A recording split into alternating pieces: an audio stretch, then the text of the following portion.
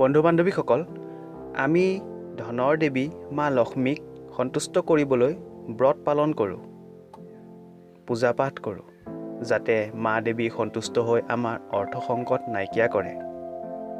ধনৰ দেৱী মা লক্ষ্মীক পূজা পাঠ কৰাৰ উপৰিও আমাৰ কিছু এনে গুণ থাকিব লাগিব, তেতিয়াহে আমাৰ ঘৰত মা লক্ষ্মী সদায় বাস কৰিব। দেৱী মা লক্ষ্মীক ঘৰলৈ আমন্ত্ৰিত কৰিবলৈ ব্যক্তিৰ কি কি গুণ থাকিব লাগিব, আজি মই ক'বলৈ গৈ আছোঁ। যি ঘৰত স্ত্ৰীৰ এনে কৰ্ম হয়, তেনে ঘৰত মা লক্ষ্মী সদায় বিৰাজ কৰে। যি মহিলা ক্ষমাশীল হয়, তেনে মহিলাৰ ঘৰত মা লক্ষ্মী বাস কৰে। যদি আপোনাক কোনোবাই দুখ দিয়ে, তেন্তে তেওঁক আপুনি ক্ষমা কৰি দিয়ক। মহিলাসকলৰ এটা সমস্যা এইটো যে তেওঁলোকৰ মন খুব সোনকালে বেয়া হয় আৰু তেওঁলোকৰ মংগলো কমজোৰ হয়। গতিকে ইয়াৰ বাবে আপুনি ৰঙা খাৰু পৰিধান কৰিব পাৰে। ক্ষমাশীল এইবাবে হ'ব লাগে, কিয়নো দুখ মনত ৰাখি থ'লে নিজৰহে অশান্তি হয়। আনৰ বিষয়ে আলোচনা নকৰিব।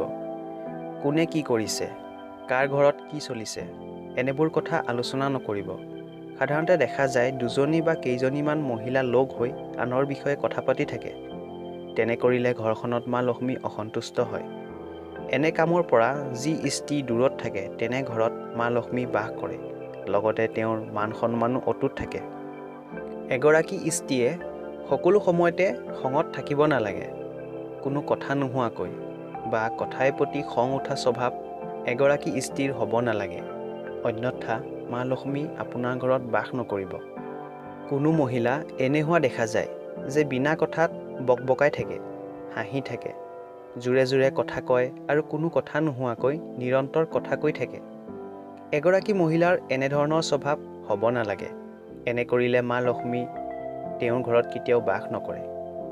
বহুত মহিলা এনে হয় যে ৰাতিপুৱাৰ পৰা ৰাতিলৈকে মাত্ৰ খায়েই থাকে, বিনা কাৰণত যি পায় তাকে খায়।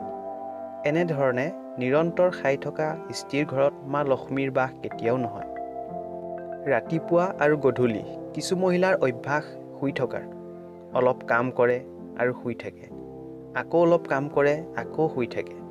তেনে মহিলাৰ ঘৰত মা লক্ষ্মী বাস নকৰে। যদি আপুনি সুস্থ নহয়, দুৰ্বল, তাৰ বাবে আপুনি শুইয়ে থাকে, তেন্তে সেইটো বেলেগ কথা।